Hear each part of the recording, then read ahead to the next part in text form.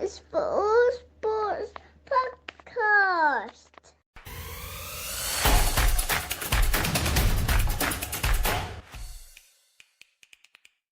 Welcome to the All Sports podcast with me, Matt, and today, in appearance order, James. How are you, mate? Yeah, all good. Good to be back. Yeah. Femi joined second. How are you?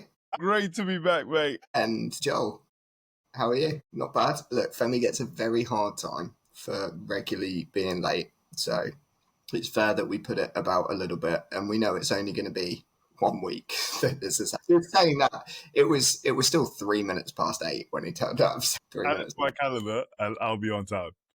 Add the link. So tonight we are live streaming, and we have got the Premier League quiz in lieu of the Fantasy Premier League going live this week. Have you guys had a look at your teams? A very awful first draft, but it'll probably change 100 times between now and then.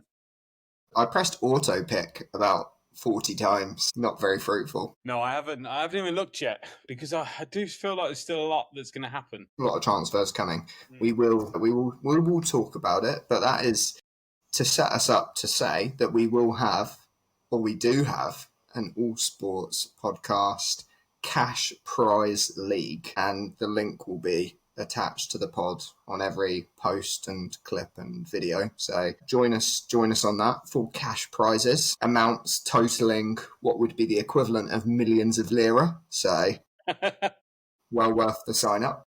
I didn't even know we had a budget with how much you paid us. You still pay to be here. Yeah. Well, you not getting paid for me? This is awkward. I'm never going to justify that with a response.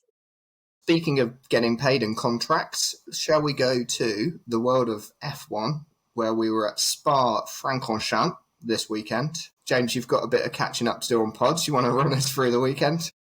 Yeah, I mean, Spa is one of them weird tracks where every single time they come, it feels like it's going to throw it down for the race. And they had a sprint on Saturday, which Verstappen won.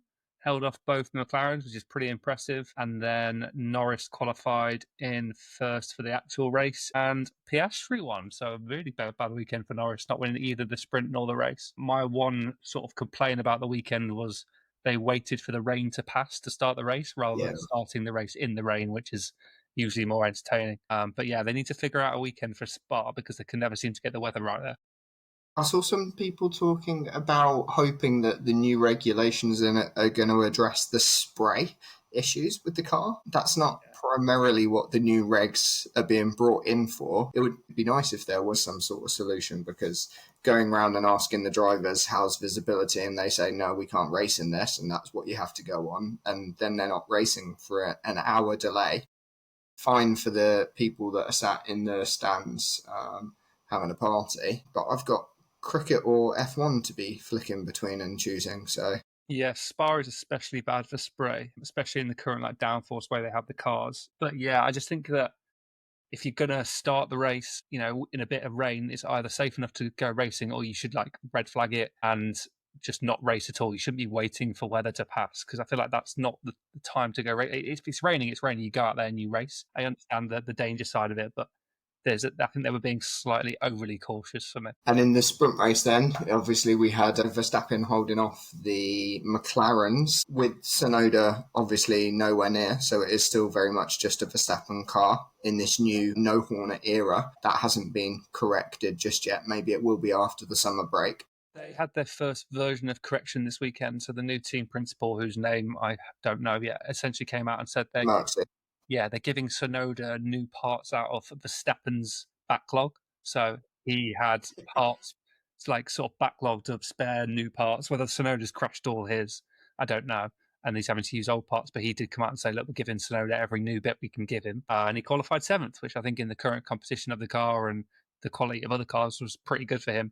He's just really lacking in race pace and scoring points. But yeah, it was a good qualifying, at least for him, not a bad start under the new team principal. Yeah, I think the race under rainy conditions is always going to be challenging. But then at the top of the rankings, Piastri started second, finished first. Yeah, got him on the first lap.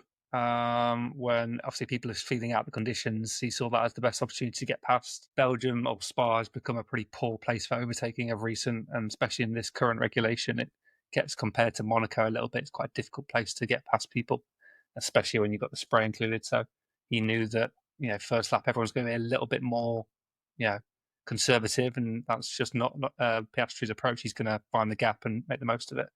And I think you're right. A little bit processional, even with the rain. Like, it was only Norris and Piastri that swapped places, and Russell and Albon that swapped places in the top 10 pretty much. Yeah, Hamilton came from 17th to finish 7th, but even he charged through and then stopped pretty much when he got to anybody with any real pace. Yeah, the interesting thing, I think the narrative again, Norris chased down Piastri for a long time and he had that hard tyre decision to go to the end.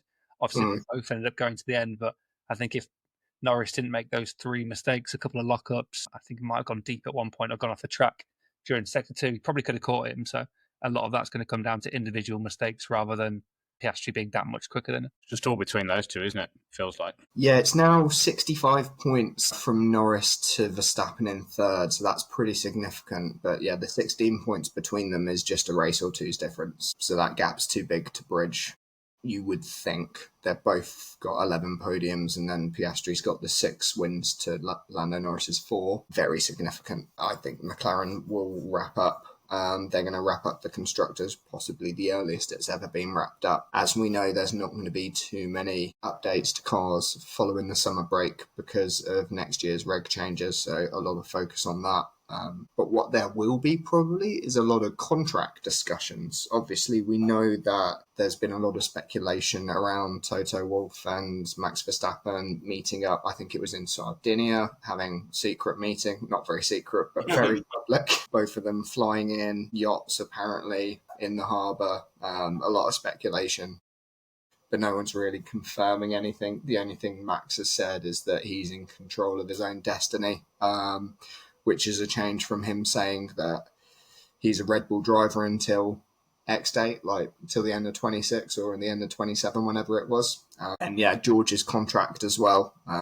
George's contract as well is up at the end of next year. So there's debate as to whether or not he will make way for Verstappen.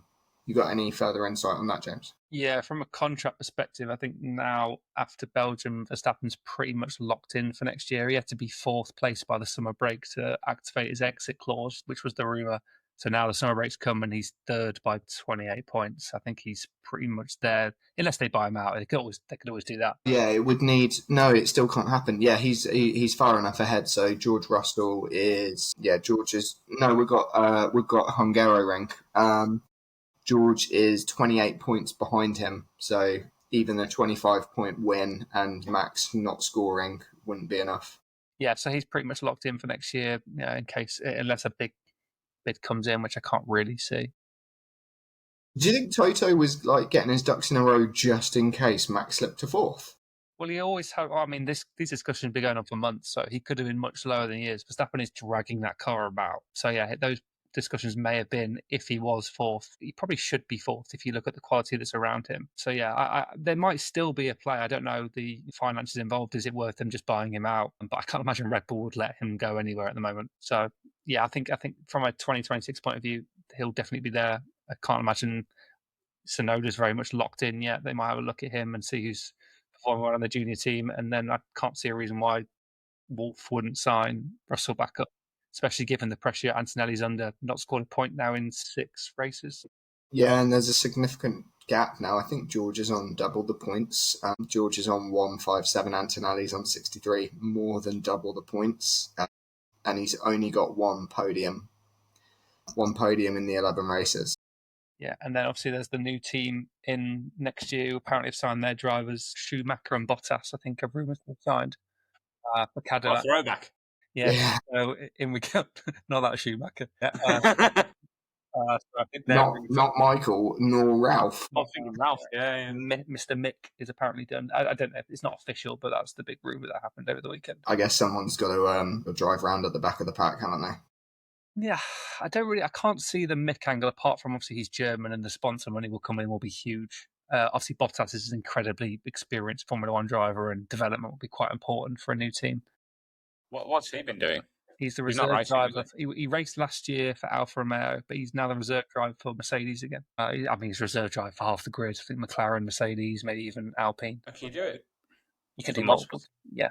So yeah, expected to see him back next year, which would be good. Always like that. So that will be the Hungaroring, which starts next weekend. So that kicks off next weekend, and then we've got a 4-week break until the next race. I can't remember off the top of my head what it is. I'll delete this anyway. What we do have is the last match in the season. Or in the series between England and India in the cricket. So it is 2-1 to England, and probably an unfair reflection on India's performance. They scraped to a draw, but actually fairly comfortably got there in the end in the last match at Old Trafford. But I would say that I think India are probably ahead on sessions. If you looked at sessions 1 versus England, I think they're probably ahead. So it's a bit of an injustice. I think England probably, the sessions that they won more significantly, and they were match-winning sessions rather than India just consistently scoring runs and making an impact.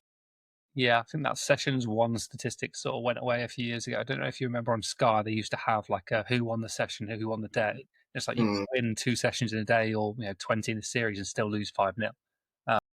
Especially in this, like the India-England series has swung so many ways in so many different, like even the last test match, England go massively ahead on runs. Yeah. India 0 for 2. You think, right, this is going to be wrapped up by the end of the day. Swings the other way, highlights England's inability to bowl people out. 5-day wicket. If you can't rely on Ben Stokes like we have so heavily in this series, we look a bit blunt at times. So yeah, How many sessions? Was it 5 sessions that they were in the field for? Yes, yeah, 2 in the afternoon, and then all day, on. For a team that's not super fit in their bowlers, India really punished them. And I mean, we'll get onto the handshake, but I can see why they wanted us to stay out even longer than we did. Yeah, especially with the Oval coming up just 3 days after the close of play in Manchester as well. That quick turnaround doesn't bode well for England's fitness, specifically the captains. Yeah, I mean, when you look at our bowlers of the series, Wokes has played every game, Stokes has played every game after a big injury, Cast has played every game, he's had injury problems in the past, and now Archer will look like playing 3 games in a row after not playing in 5-6 years. There is I mean, you can get onto the pitches being too flat and not enough pace in them, but we have an already pretty shaky England bowling attack, and we're putting 5 days through these guys for 4 or 5 test matches. It's probably the most physical test match that we've seen in England for a long time. Yeah, it shouldn't really. We should be preparing pitches that can get a result, though, based on this England team. And if that's their mentality that they want to play that way, the pitches should probably reflect it too. And actually only managing to complete 2.5 innings out of 4 isn't good enough, both on the England bowlers' part, but probably on the pitch as well. The fact that Dawson bowled 47 overs. Credit to him for keeping it below 100 for no wickets, though. And Old Trafford is, out of all the county games there this season, every single result has been a draw. So there's something wrong with Old Trafford pitches this year. They just can't get results out of them. I don't think it's for one of, they're definitely trying. But yeah, there's been a problem with England pitches all year. Probably since COVID, there's been a problem with the pitches not being fast enough, being a bit flat. A lot of the media seem to suggest it's a Bazball play, but we can't get people out on flat pitches, so why would we ever do that? Yeah, exactly. Funnily enough, the only match that I've watched at Old Trafford was England versus Australia in 2005 at Old Trafford, and it was a draw. Yeah. Good series to go to, though. Yeah, it was. Great series. But yeah, onto the Oval, there'll have to be some changes. I imagine Atkinson will come back in. I personally think they'll bring Potts back in. Well, Overton's been brought into the squad. Wow, really? Great. Height. Inspiring, yeah. Throwing 75-mile-an-hour pies down there. Great. Yeah, just getting courts at mid-off. Not exactly what you want as a bowler, but you'll take it. No, sorry, have they done the whole squad then for the last test? Or was it just Overton been called up? England add Overton to squad for final test. Who's in? Atkinson's already in the squad, though. So who else is in there bowler-wise? Tongue. Yeah, Tongue makes sense, yeah. Wokes, Tongue, Overton, Cast. I mean, Anderson's bowling so well right now in the shorter form of the game. What I would give for a Jimmy Anderson renaissance. He wouldn't do it though, would he? No, definitely not. Miffed, I think. Rightly so. I think you'll see Atkinson come in. You'll definitely see either Overton or Tongue come back. I would love. I mean, Wokes obviously had a great start to the last innings, but he's 5 Test matches, not doing that much. No, he hasn't. The interesting thing with Stokes as well is you see Dawson bowled 47 overs, the other seamers bowled 23 overs apiece, and Stokes only bowled 11. So we're having we're going to have him in just to bat in the next match because it's not enough time between the two games. And Wokes may play as an all-rounded bowler. So we're going to carry, one. We're going to carry one bowler basically. So we might need to have quite a long tail. Completely different. If Stokes only bowled 11 overs, why we only bowl in the next test? He's injured, really. Is he injured? Yeah, he's not fit to bowl. He powered through. He was holding both his shoulder and the top of his hamstring, so I think he was very injured. And he has to play, obviously, as the captain. It's all a game. Yeah, I do think that, but I don't think it's quite rope-a-dope, though. Not a huge fan of this Rishabh Pant coming out. I know, like, he really hurt himself, but he did it in the first test, not keeping wicket and then batting twice. I just don't feel like. And there was a lot of discussions about substitutions as well. Like, give any cricketer the ability to take the mick out of the rules, and they will. And I don't know if that's what they were doing with Pant. His ankle did look busted, but to come out and bat on a fractured ankle, rubbish. So yeah, that takes us on, I guess, to the controversy of closing out the final day's play. As we limped to a draw, the India batsman would not take a hand. They have no God-given right to be given the draw, England. So I really see the problem from an Indian perspective. Like, it's not. They've got 2 players out there who are close to centuries. They're not just going to end the game just because England want them to. I feel like England blew it up a little bit. Yeah, I think when you're talking like that divine right to get the draw and walk off the field, these guys have slaved away for a lot of overs, and they were mid-80s when they offered it. Like, cancer, it's touring 100, especially for Washington Sundar, who I don't think had one in England at that point. He's not had 100. Yeah. It's not going to be like, oh, yeah, it's walking on 80. Everyone's going to remember my 80 at Old Trafford in the draw. Yeah. Remember I'm on a road playing against England with a limping bowling attack. I'm absolutely staying out there. I think, only the England side can gripe about it. It's totally understandable that they went for those centuries and then declared the draw. Adds to the drama of the series, doesn't it? Like, the Oval's going to be full of more chirping and more needle, and I think our most vocal player in the field is probably someone who's having the biggest stinker of a series in Harry Brook. I think he needs to quieten down a little bit in the slip. Quiet down or step up with the bat. One of the two. I'm convinced there's nothing between the ears. He's just a little bit dim. Sorry, Harry Brook, if you're watching this. Yeah. Which he will be. The main thing is that, like, if England were in India's position, there is no way that they're walking off the pitch at that point. So I do worry that it makes them look a bit silly. Ultimately, this series has been all about the needle between the two sets of players. There's been tons of flashpoints, and I think largely that probably benefits England, especially going into the Oval with something to play for. I think, it probably leaves them in a strong position. Yeah, we'll see.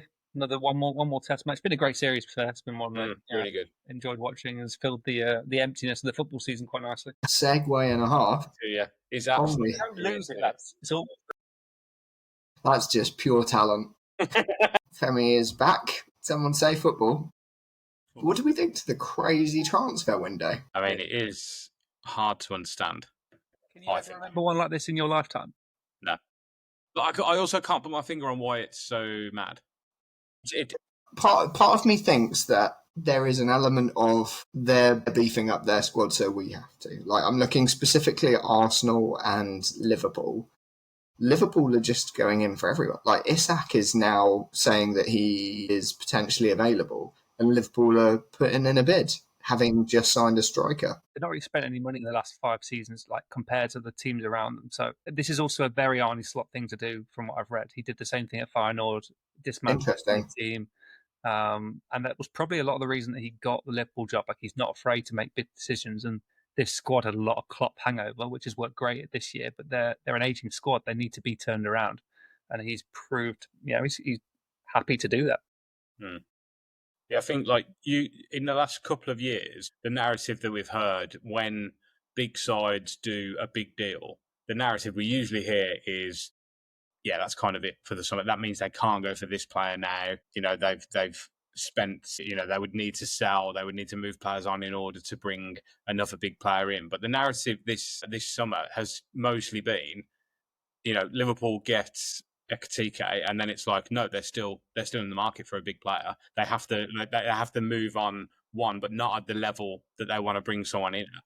Like they're still in for this huge player who's Isak in this instance. And it's the same with Arsenal. They've bought in Gyökeres and I think somebody else. Who else is Arsenal? Madueke and also Zubimendi as well. Yeah, Zubimendi, yeah. That's 3 50 mil pluses. And then they're still in for Eze. The narrative is that it's like, yeah, Arsenal are moving on now to Eberechi Eze. And it's just like, wow, nobody who's outside of that top 6 revenue bracket can theoretically compete. And Spurs are kind of still in that weird spot where they can probably compete, but aren't for reasons that I don't understand. Do you think there's something we're not being told about the next 3 years in terms of revenue? What do they know? Yeah, what do they know? Why are they spending this? Do they know more money's coming in that we're not accounting for? Well, we know, I think that the rules are going to change to an 85% of revenue rather than you can only lose X amount over 3 years. I think it's going to become that you can spend 85% of your turnover on football costs. But even then, with the turnovers, like look at Chelsea, for example, they sold the women's team to generate revenue, and now they've sold Joao Felix for 44 million after buying him for 40 million. They sold him to home's team for a profit. Yeah, exactly. Which is mad. It's so mad. What were we doing? Chelsea are owned by Clear Lake. Clear Lake, the PIF in Saudi have a huge stake in Clear Lake. Al Nassr, who have bought Joao Felix, are owned by the PIF, 75%. So it's like, it's not difficult to put together what's happening there, I don't think. Exactly. They're not even trying to hide it at that point. No, yeah. Honestly. I think Chelsea have benefited more from Saudi's involvement in the game than Newcastle have. And Newcastle. Exactly. It's like they own 2 clubs in the Premier League. It's a bit mad. Yeah, I do see.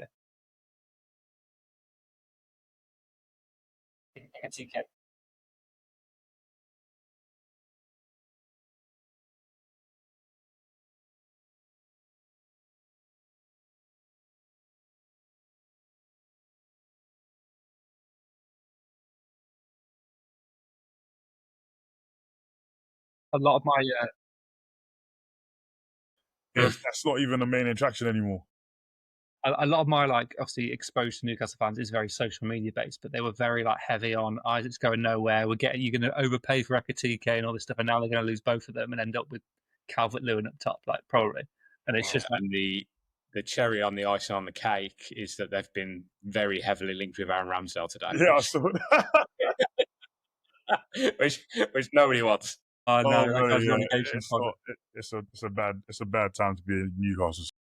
Still remember him playing for Chesterfield. It was like a nightmare year. He let 4 in on his debut. They could end up qualifying for the Champions League and swapping Isak for Elanga, Wissa, and Ramsdale. I mean, the another thing is Elanga in isolation is a really good transfer. Great deal, great move. Their right-hand side needed improving. He's that.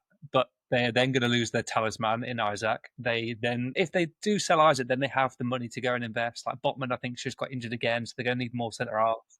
They need to replace a striker. They probably need another left winger. They have areas. The only thing is, if they can keep Tonali and Bruno Guimaraes together, that's still the strongest midfield pairing. Yeah, Jacob Murphy, Anthony Gordon, they're not weak in attacking threats. It's just how much Isak contributed last season. You can't underestimate 24 league goals. It's a huge... Someone's been doing their quiz research. Have I just revealed an answer? Yeah. It's such a big gap to fill, and they've still got good players. There's no question about that. Elanga is still a good signing, but even if you bring in someone like Šeško, who has this great reputation, linked with big clubs for years, you've still got the transition period that you get with any signing. They're going to have to spend a lot of money to get him, and there isn't a lot of margin for error for clubs like Newcastle in the market at the moment, but there seems to be for those clubs in the top 5, top 6, because they can go and get Jack Grealish for 100 million, and it not really matter a few years down the line where they can't flog him. Yeah. Like just for squad depth. Yeah, that's it. And there's like just to compete on all fronts, and that's Newcastle's problem, is they're now competing on more fronts than ever, and they don't have the squad depth. They're not only that, they're potentially losing their first team players. And like then you've got the clubs in the. Go on. I was just going to say you've got the clubs like in the level below who can't facilitate the wages that those big clubs can. Like I'm thinking about PSG and the goalkeeper situation there. So they've been heavily linked with Chevalier from Lille. But Donnarumma's still there, and he's likely to still be there at the start of the season, I think. But they're not too worried about that because they can carry the wages of those two players, whereas no club in the echelon below that could. Right, should we go on to the quiz? Please. Are we going to WhatsApp me answers, please? Yes. I don't Is this conducive to a live stream? Going to have to be. Apologies, single listener on the live stream. That you can't text me your... Just put your number in the comments and you can... 87878. Good. James is on board. Help if I had WhatsApp open as well. Seamless. Right, so the reigning... okay, James. The reigning football quiz champion. 2-time, back-to-back. Back-to-back. Thank you, ladies and gentlemen. The reigning quiz champion is me on all sports, but Femi won the football one. So can he back it up? How good is his memory for last season? And this is going to be a predominantly last season heavy quiz. 15 questions, 1 bonus if there's a tie. Some questions have got multiple points. Text me your answers. All right, ready. I'm watching for eye contact. I don't want to see any chat GPT or FPL statistics open. Yeah, I have to look I'm at my typing phone. on WhatsApp on laptop, just so if you... I can see when people are typing. That's the giveaway. Good. So, this player got 14 clean sheets, one more than any other keeper, than any keeper. Who is this player? This player. I think I know that. Yeah, I think so. I don't know if I've gone for the obvious answer, but... So I'm just going to read it again, as you've all given an answer. This player's a defender. So he's... When you said player, I was like... Yeah, he got one more clean sheet than any keeper. Can we go again then if we've all guessed the Go other? again. Yeah. That was my poor reading out. It can't... Yeah, I'll say. Spelling matter? No. What? It says a spelling matter. How could you not spell his name? Okay, and Joel? Well, now Femi's thrown me off with how obvious the spelling is. Don't go based on what either Femi or James has said. Neither of them have got it right. 14 I clean think sheets. James was referring to Botman. I wasn't, no. I could definitely spell that. I mean, if that's your guess. Go on then, Joel. Let's have an answer. All right. I'm just going to go that, but I think that's wrong. And then, which 2 goalkeepers were joint on 13 for the Golden Gloves? Who else was keeping lots of clean sheets? Got a result in for James. 0, 1, or Correct 2. result. Well, both of them. Femi is typing. Yeah, you're correct on both counts. I like my previous answer not right then. Femi is in. I don't understand that previous question because I'm like, Yeah. how is... yeah, I don't understand. I know. It's an interesting stat. We'll talk about it maybe if we have time. James, just waiting for you. No, got James. Joel, just waiting for you. You wait. Did I get it right? Half, and it is 2 points. So you've got one. You're on the board. Joel also has got 1 right, and James has got 2. On to question number 3. This should be easy. Name the top 5 goal scorers, and in order. Order. Okay. So what do you get if you get 5 in the wrong order? Do you only get the answer if the 2 line up? That's a really good question. In order. Half points, James. Right name, wrong order, half points. On the fly. That's how you quiz on the fly. Go. I remember because United... Okay. Because it was when United were going through certain players. Pretty decent, James. One of them's in the wrong order. I know they are. I put 2 in the wrong order, but I'll take the half point. Well, no, one's not in the wrong order. I've got 4 right and 1 wrong. Joel smashed it. 5 out of 5. That man's been doing his studying. Oh, interesting, Femi. He's lagging behind, guys. You've got a head start on him. Keep it going. So what's interesting in the order is that there were 2 players that were tied 4th. So is it? Don't worry, you didn't get either of them. On to the next. Was it? Was it Which defender or defenders were joint highest scorers for their position? In FPL? Or goals? No, goal scorers. Which defenders scored the most goals? Is it 1 or 2? How many are we going for? Which defender or defenders? I know this. Yeah, I heard the question, but it could be 1 or 2. Could be. Or 3 or 4. Does the spelling matter? No. Thank you. It's better like this, James. For me. I'm right. I know. I can't even think of a second one, I'm guessing. Oh, James. It's hard to see. You dropped down the leaderboard in the quiz. Was that 0 out of 2? 0 out of 3. Like you put 3 answers in. You said 2. I didn't say 2. I said defender or defenders. Name and defense. Did anyone get one right? Add one more. No. Femi got 2 correct, and Joel got 1 correct, and James didn't get any correct. Can I add one more? No. Now that I've revealed the trick in the question. Okay, moving on. The one that none of you got was Cucurella.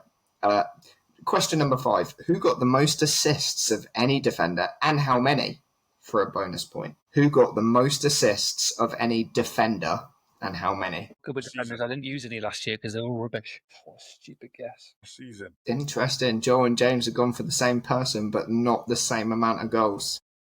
Assist. You said goal was assist. Assists, sorry. Yeah, assists. Assist. Was the guy correct? I'm not going to say anything yet because I don't want to give anything away until Femi's done. Okay, well, Femi, you're wrong. So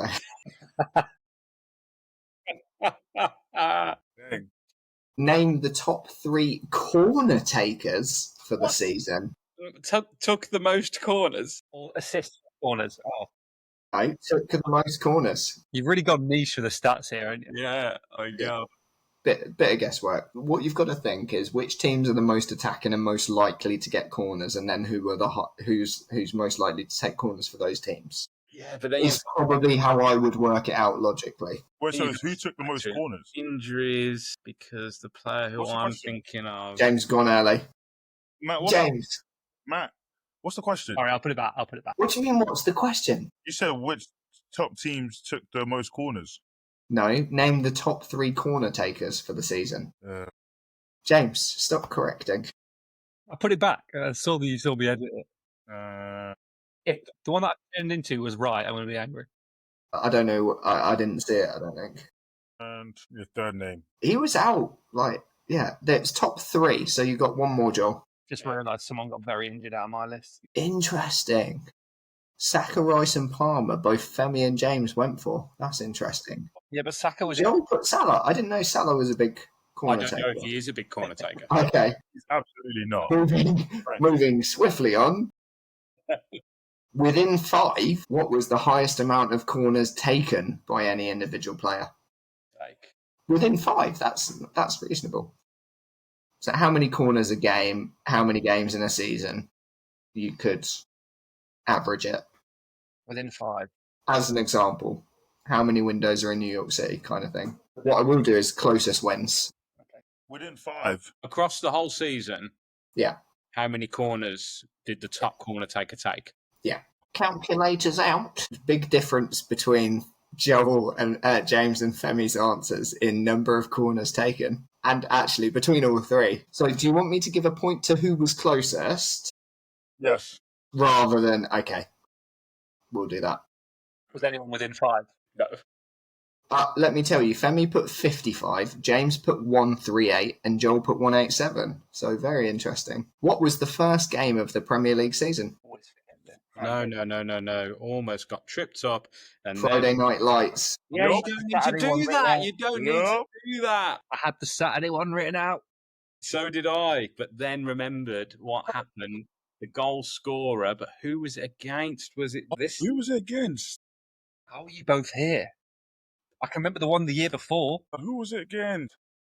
Who went top of the league on that Friday night? Did you get a point for both the oppositions?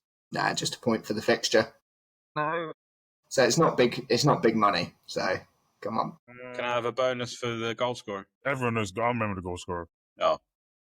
Minute of Everyone knows. Well, I don't know, and I wrote the quiz, so. Come on, Femi, you don't get extra time on this. All right. Oh, wait, hold up. Okay, I'll just say. Can I change? Yeah, because Femi's not written an answer yet, and I've not looked at your answer yet. If the first one's right, I'm going to team in. Joel and James are correct. God for that. Yeah. Man United, top of the Premier League Friday night. That's what got me when you said it like that. Like, Yeah, you it were was taking a piss actually out we of me. scored the first game of the season. Yeah, it was. It was. However, which team led the league? Which team led the one? Who won that week? It's a fair shout, James. Yeah. They won their first game, but I can't remember how many. Yeah, that's the challenging thing, isn't it? The goal difference. Because there'll have been teams that won. They won the first game. Can't Just write a team down, please. Just on Joel now. Yeah, I don't know. Which current Premier League player that will start this new season is the highest placed player on the all-time assist league with 89? So it's going to be a current player in 2 weeks' time. 2.5. Friday the 16th. How many? 89? 89 assists. I know this. I'm an idiot. Well, this is always an answer to something in these quizzes. John Femi in with the right answer straight away. No. A bit of Liverpool bias there, James. Was it the... We'll go through it. It's an ex-Liverpool player. Which team has the most losses in a single season, losing 30 out of 38? I'm worried about who this might be. Is this Premier League only? Yeah. Sure. Yeah. Obviously, it's not a derby, innit? Oh. Someone's not submitted. Hey, everyone's submitted now. There were 3 options, basically. Yeah, you're all correct. Thanks, Femi. This next one's great. No, it's not. Yeah, no, it's not. This isn't my favourite question. 12. Mo Salah won the Golden Boot Award for a record-equalling 4th time. Which player did he equal? 4 Golden Boots. Golden Boot is most goals in a season. Just if there's any less educated. There might be some new football fans listening on the podcast. It's just so hard. It's hard. Very safe shout from Joel. Bro, I'm going to pick him anyway. Straight at it. Because I feel like he's more obvious answer. Minute, though. James and Femi got it right. Yeah. Joe went for sure, innit? Which team had the lowest listed attendance in the season with just 11,129 on Boxing Day 2024? Come, Femi. Worried about your eyes. Okay. What was the average attendance in the Premier League for the last season? Closest 5. What? Can I use a calculator? Yeah. Can I use... This isn't GCSE maths. Sign, cos or tan. You might have gone a bit early with the answer, Femi, without thinking it through. No. No? Everyone's submitted. Look, James had it submitted. I'm changing it. What's wrong? James had it submitted. He was just carrying the 2. I was just trying to process my calculations. Well, yeah, don't worry, Femi, because you didn't get it right. Yeah, but he said closest. He wasn't the closest. Joel was. What was it? Not saying. Answers at the end, or otherwise people just sign off. Don't listen all the way through the podcast, do they? This isn't engaging enough to keep people to the end. Well, this one will be. This is probably my favourite question. Interesting. Final question, unless it goes to a bonus round. Arsenal's Noni Madueke, as of last week, scored his first hat-trick against Wolves, but who got the assists? I was about to write Wolves. I don't even know that. Guessing. How many players? Well, he scored 3 goals. Yeah, but I said Was how it- many sorry, players? one player can didn't get got all 3 assists. Actually, no, none of them penalties. What are you doing? You're not typing. Go on. He's now typing. Right. Let's have a look at Joel's answer. Okay. And James. I can't even think of Chelsea players right now. Joel got all 3 correct. No way. No way. That's impressive. Well done, Joel. I had to straight face it. All right. Should we go through the answers? Yeah. Mark it yourselves. Question number 1. For 1 point, this player got 14 clean sheets, 1 more than any keeper. Who is this? I don't know who this is. I said Gabriel, but it can't be Gabriel because he didn't play in more games than Raya. I put Milenkovic for Nottingham Forest, thinking it was him. Big Verge. Big Bird. Virgil van Dijk, 14 clean sheets. Makes sense because Alisson was injured half the time. Yeah. Send me your score so far. 0 for everyone, I believe. Yeah. I'm going to mark. You just reply. What James does is he replies on his answer. Got the most clean sheets. Don't be looking up my... Just in his chat history, don't worry. Questions and answers. Which two goalkeepers were joint on 13 for the Golden Gloves? Well, I put Raya and Allison, but I'm worried about how long Allison was injured for. Oh, yeah, you're right. And Sells for Forest. It was Sells and Raya. I got Raya. I thought it was... You can have 1 point because it was for 2 points. Oh, okay. James streaks into an early lead with double the points of anyone else. Wow. Congratulations. It's very sincere, Ferry. Question number 3. Name the top 5 goal scorers and in order. Now, the order was Salah, Isak, Haaland, and then Wooden and Bremo were joint fourth. I didn't put Salah. Oh my God, I didn't even put Salah. I already had Salah. So how are you scoring that? Well, it's 5 points. If you get all 5 in the right place. Yeah. But I got all 5 scorers correct. I just got Isak and Haaland the wrong way around. Yeah. So how many points is that? Half points for each of those, so you get 4. So who name the order again? Pardon? The order: Salah, Isak, Haaland, and then Wooden and Buemo joint fourth. I mean, I got Mbeumo's 1. I got Haaland. That's half. You got half for Haaland, you got half for Isak, and you got Mbeumo, so you got 2 points. I'm just going to keep Femi's answers up on the screen so I can help her out.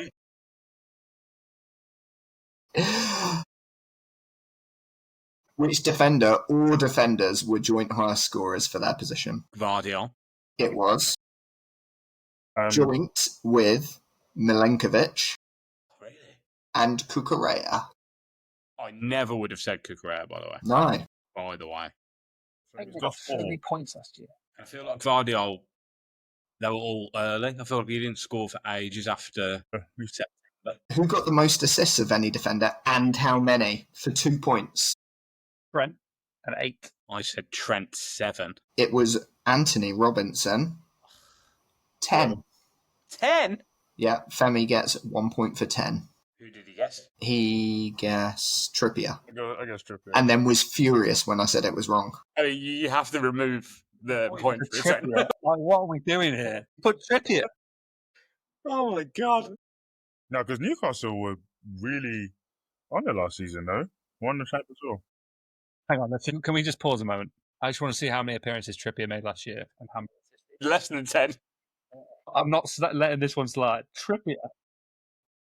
You were genuinely outraged, weren't you, when I said that it wasn't Trippier? Yeah. For whatever reason, in my head, he had bare assists. 3 assists. Were you guessing appearances? Is that what you were doing?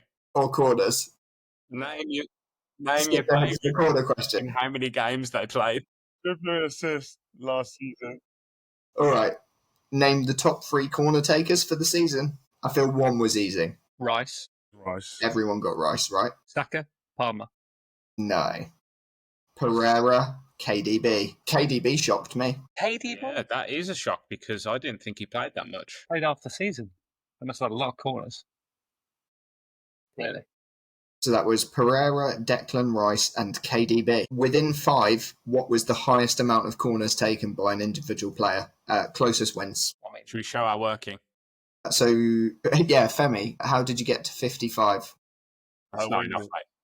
You winged it? Yeah. James, what didn't you say? Yeah, I sort of averaged 5 a season, 5 a game, and then took a bit more on. That'd be 3 points. I did 10 a game.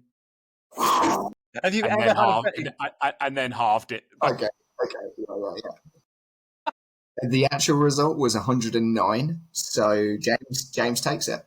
with his poor man? So you guys can have a chance of winning. Now that you've fallen behind, you're supposed to say that. What was the first game of the Premier League season? It's just for 1 point because it is just the fixture. United. If you said Man United Fulham, you'd be correct. Yeah. Not Man United Palace. That no United fan would ever say. No. No. That'd be crazy. Well, how poor last season was. I'm surprised any United fan remembers. Erased from memory. Erased from our memory. You remember the single win? Highlight. That was the single win, wasn't it? It was all downhill from there. The only reason I remember goals was Xerxes and that celebration. Yeah. And that was it. Everything else about last season. Tunnel vision. Okay, which team led the league, though, after game week 1, when all the first 10 fixtures had been played? I don't know. I said Newcastle. No one got it right. It was Brighton. They won 3-0 away to Everton. A 10-man Everton. I can't even remember what Newcastle's result was, but I guessed them. I said Arsenal at Ipswich, and I knew that wasn't it. 0-1 for the team. Which current Premier League player that will start the new season is highest placed on the all-time assist league with 89? Former Liverpool player, former Leeds United player, Milner. former Aston Villa player. Had it written down as well, and I changed it to Robertson. James Milner. Also Man City. Can't forget that. I was just thinking, did James Milner make that many assists? I was like, yeah, but he's been there 20 years. It's longevity on it. Yeah. Sure. Yeah.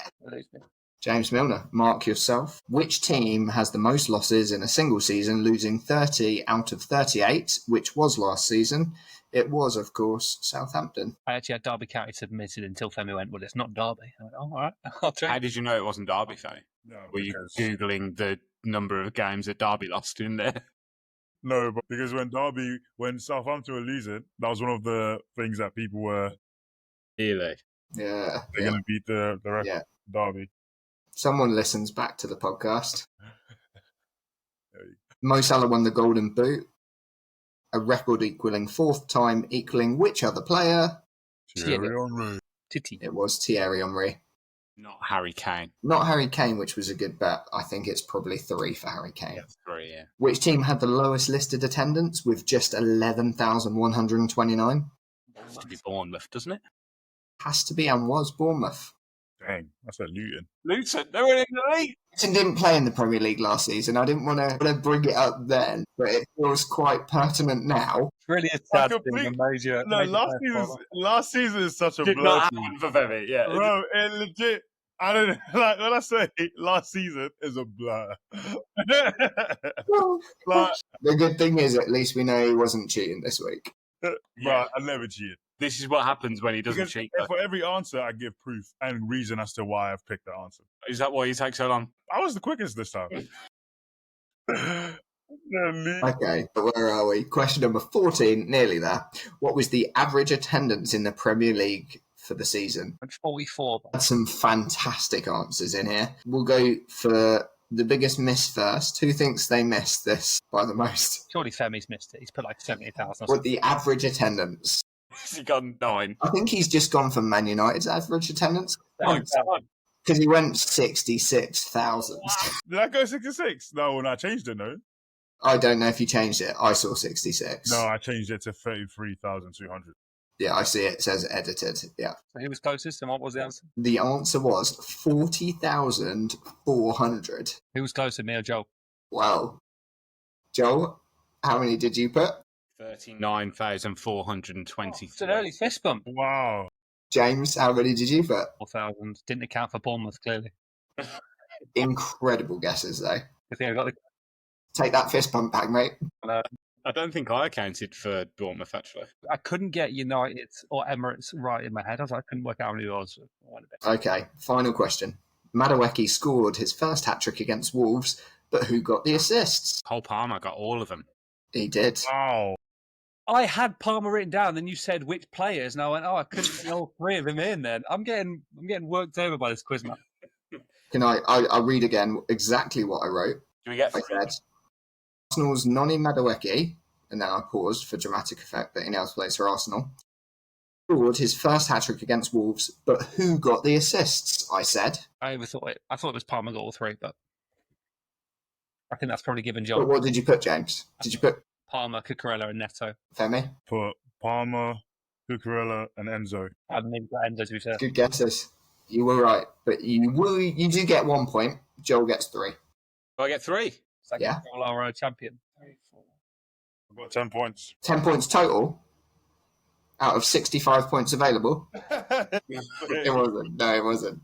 It was 3, 4, 5, 6, 7, 8, 9, 11, 12, 13, 14, 15, 16, 17, 18, 19, 24, 25, 26, 27. Out of 27. Femi got 10, did you say? Yep. I told you I tried to make it fair for you guys. Barely passed. I got 47%. How many did you get, Jack? 12.5? Yeah, that doesn't seem like a lot. I thought I got a few right. Joel, have we got? 50. Yeah. Good win. Comfy win. Well done, mate. Do we want the bonus question? Yeah, we've done the bonus question, as long as it's worth 4 points. Yeah, no, as long as it's worth 10. Well, no, because it would be a tiebreaker. It wouldn't be worth 4. It would just be for 1. Yeah, let's just make Record number of yellow cards in a single game. Hint, it was Bournemouth-Chelsea last year. So what's the number? 13. What's the number? 13, Femi. Nice, more than that. Closest wins. 17. I've done 13 as well. So we'd have to have another tiebreaker because it is 14. No. Unfortunately, this is all irrelevant because Joel's the winner.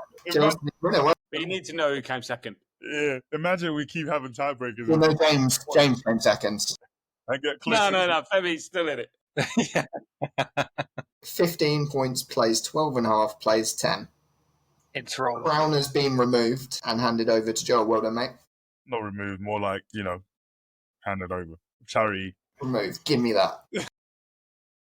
If you've enjoyed listening along, you can like and subscribe on YouTube and Spotify. You can get in touch on email at allsportspods@gmail.com. You can join our Fantasy Football League, details attached in the description.